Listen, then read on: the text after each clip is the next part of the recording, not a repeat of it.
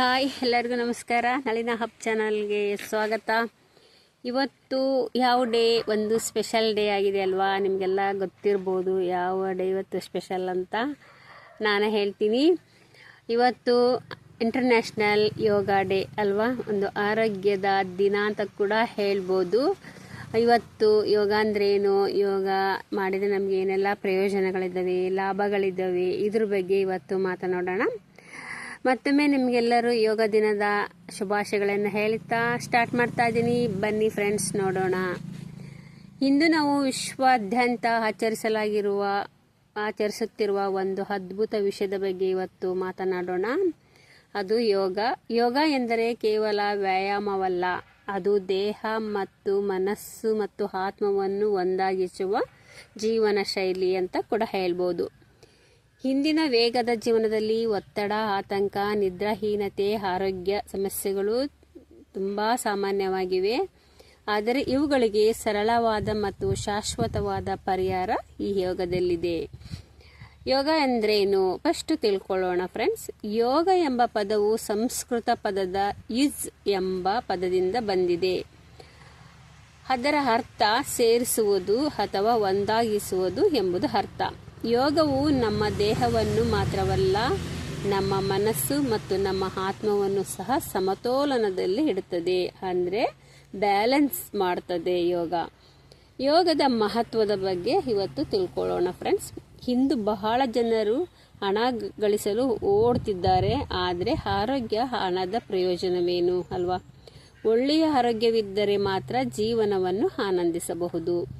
ಯೋಗ ಮತ್ತು ಜೀವನದ ಗುಣಮಟ್ಟವನ್ನು ಹೆಚ್ಚಿಸುತ್ತದೆ. ಯೋಗ ನಮ್ಮ ಜೀವನದ ಗುಣಮಟ್ಟವನ್ನು ಹೆಚ್ಚಿಸುತ್ತದೆ.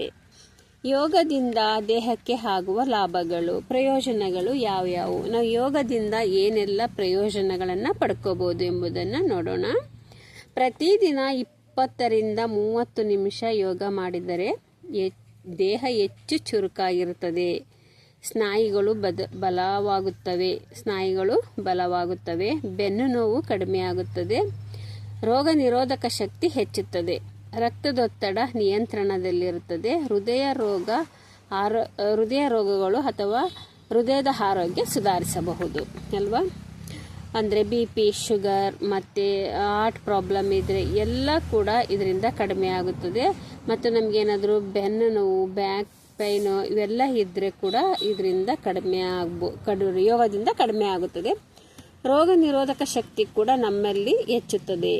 ಇದರಿಂದ ನಮಗೆ ಎಷ್ಟೆಲ್ಲ ಲಾಭಗಳಿದ್ದಾವೆ ಯೋಗದಿಂದ. ಅದಕ್ಕೆ ನೀವೆಲ್ಲ ಪ್ರತಿದಿನ ಯೋಗವನ್ನು ಮಾಡಬೇಕು. ಮೂರನೇದೇನು? ಇದರಿಂದ ಮನಸ್ಸಿಗೆ ಯೋಗದ ಲಾಭ. ನಮ್ಮ ದೇಹಕ್ಕೇನ ಇಷ್ಟು ಲಾಭ ಆಯಿತು, ಮನಸ್ಸಿಗೆ ಯಾವ ರೀತಿಯಾಗಿ ಲಾಭ ಆಗುತ್ತೆ ಯೋಗದಿಂದ ಅನ್ನೋದನ್ನು ನೋಡೋಣ ಬನ್ನಿ.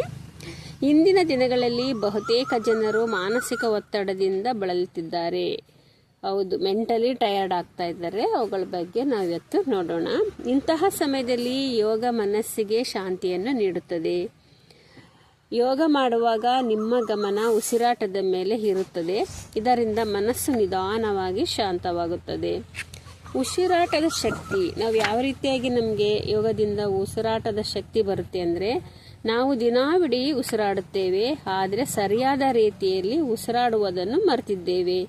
ಪ್ರಾಣಾಯಾಮವು ನಮ್ಮ ಶ್ವಾಸಕೋಶಗಳನ್ನು ಬಲಪಡಿಸುತ್ತದೆ, ಆಮ್ಲಜನಕದ ಸರಬರಾಜು ಹೆಚ್ಚಿಸುತ್ತದೆ, ಮನಸ್ಸು ಹೆಚ್ಚು ಸ್ಪಷ್ಟವಾಗುತ್ತದೆ. ಯೋಗ ಮತ್ತು ಏಕಾಗ್ರತೆಯನ್ನು ತರುತ್ತದೆ. ವಿದ್ಯಾರ್ಥಿಗಳಾಗಿರಲಿ, ಉದ್ಯೋಗಿಗಳಾಗಲಿ, ಗೃಹಿಣಿಯರಾಗಲಿ, ಯಾರಿಗಾದರೂ ಏಕಾಗ್ರತೆ ಅಗತ್ಯ ಅಲ್ವಾ? ಯೋಗ ಮಾಡುವವರು ತಮ್ಮ ಕೆಲಸದಲ್ಲಿ ಹೆಚ್ಚು ಗಮನ ಕೇಂದ್ರೀಕರಿಸಬಹುದು. ಅವರ ನಿರ್ಧಾರಗಳು ಉತ್ತಮವಾಗಿರುತ್ತವೆ. ಯೋಗ ಒಳಗಿನ ಶಾಂತಿಯನ್ನು ಅನುಭವಿಸಲು ಸಹಾಯ ಮಾಡುತ್ತದೆ. ಯೋಗ ಯಾವುದೇ ವಯಸ್ಸಿಗೆ ಸೀಮಿತವಾಗಿಲ್ಲ, ಎಲ್ಲರೂ ಮಾಡಬಹುದು. ಹುಡುಗರಿಂದ ಹಿಡಿದು 60 ವರ್ಷದವರೆಗೂ ಕೂಡ, ವಯಸ್ಸಾದವರು ಕೂಡ ಮಾಡಬಹುದು. ಕೆಲವರು ಯೋಗ ಯುವಕರಿಗೆ ಮಾತ್ರ ಎಂದು ಭಾವಿಸ್ಕೊಳ್ತಾರೆ. ಧ್ಯಾನನೂ ಅಷ್ಟೇ, ಬರೀ ಕೇವಲ ವಯಸ್ಸಾದವರಿಗೆ ಮಾತ್ರ ಧ್ಯಾನ ಅಂತ ಹೇಳ್ತಾರೆ. ಅದು ಅಲ್ಲ, ಅದು ತಪ್ಪು. ಮಕ್ಕಳಿಂದ ಹಿಡಿದು ಹಿರಿಯರ ತನಕ ಎಲ್ಲರೂ ಯೋಗ ಮಾಡಬಹುದು. 40, 50, 60 ವರ್ಷರಾದ ನಂತರವೂ ಯೋಗ ಆರಂಭಿಸಬಹುದು. ಆರಂಭಿಸಲು ಎಂದಿಗೂ ತಡವಾಗುವುದಿಲ್ಲ. ಯೋಗ ಕಲಿಸುವ ಒಂದು ಜೀವನದ ಪಾಠ. ಯೋಗ ನಮಗೆ ಹೇಗೆ ಕಲಿಸ್ತಾ ಇರ್ತದೆ ಜೀವನದ ಪಾಠವನ್ನು ಇವತ್ತು ನೋಡೋಣ. ಯೋಗ ನಮಗೆ ಒಂದು ಮಹತ್ವದ ಪಾಠ ಕಲಿಸುತ್ತದೆ, ಅದು ತಾಳ್ಮೆ. ಒಂದು ದಿನ ಯೋಗ ಮಾಡಿದರೆ ಫಲ ಸಿಗೋದಿಲ್ಲ. ಒಂದೇ ಒಂದಿನ ಯೋಗ ಮಾಡಿಬಿಟ್ರೆ ನಮಗೆ ಫಲ ಸಿಗೋದಿಲ್ಲ. ನಿರಂತರ ಅಭ್ಯಾಸ ಮಾಡಿದರೆ ಮಾತ್ರ ಬದಲಾವಣೆ ಕಾಣಬಹುದು. ಇದೇ ನಿಯಮ ಜೀವನಕ್ಕೂ ಅನ್ವಯಿಸುತ್ತದೆ. ನಿಮ್ಮ ದಿನದ 24 ಗಂಟೆಗಳಲ್ಲಿ 20 ನಿಮಿಷಗಳನ್ನು ಯೋಗಕ್ಕೆ ಮೀಸಲಿಡಿ. ನಿಮ್ಮ ದೇಹ ನಿಮ್ಮ ಜೀವನದ ವಾಹನ, ಅದನ್ನು ಕಾಪಾಡುವುದು ನಿಮ್ಮ ಜವಾಬ್ದಾರಿ ಅಲ್ವಾ. ಆರೋಗ್ಯಕ್ಕಾಗಿ ಕಾಯಿಲೆ ಬಂದ ನಂತರ ಯೋಚಿಸಬೇಡಿ, ಹಿಂದೆ ಯೋಗವನ್ನು ಆರಂಭಿಸಿ. ಯೋಗ ಒಂದು ಆರೋಗ್ಯದ ದಾರಿ ಅಂತ ಕೂಡ ಹೇಳ್ಬೋದು. ಈ ಯೋಗದ ದಿನದಂದು ಒಂದು ಸಂಕಲ್ಪ ಮಾಡಿ ಫ್ರೆಂಡ್ಸ್, ಪ್ರತಿದಿನ ಕನಿಷ್ಠ 20 ನಿಮಿಷ ಯೋಗ ಮಾಡ್ತೀನಿ.